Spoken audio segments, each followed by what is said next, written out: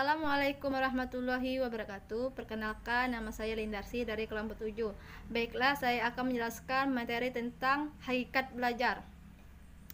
Belajar pada hakikatnya merupakan aktivitas yang utama dalam serangkaian proses pendidikan di sekolah. Hal ini dapat dipahami karena berhasil atau tidaknya tujuan pendidikan adalah dominan bergantung pada bagaimana proses belajar mengajar itu berlangsung.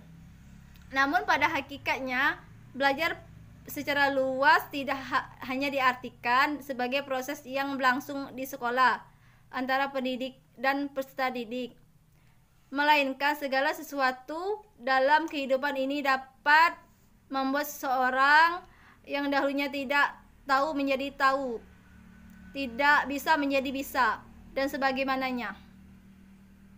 Prinsip belajar menurut DEPI 1991 yaitu 1.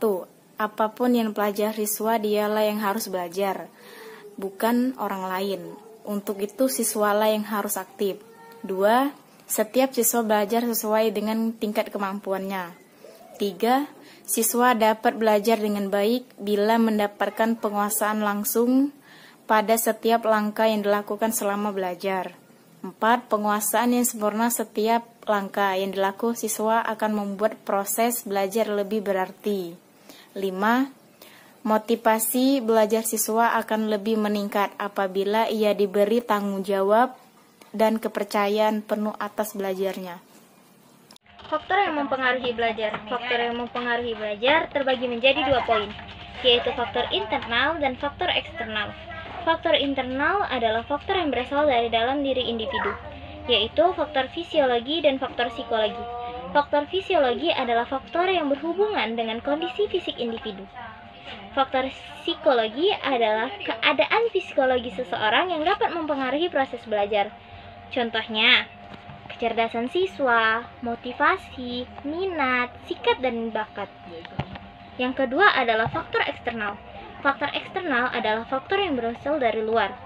Yang pertama yaitu faktor lingkungan sosial dan yang kedua lingkungan non-sosial. Lingkungan sosial terbagi menjadi 3. Yang pertama, lingkungan sosial sekolah, yang kedua lingkungan sosial masyarakat, dan yang ketiga adalah lingkungan sosial keluarga. Sedangkan lingkungan non-sosial sendiri terbagi menjadi 3. Yang pertama, lingkungan alamiah, yang kedua faktor instrumental, dan yang ketiga adalah materi pembelajaran yang diajarkan oleh siswa.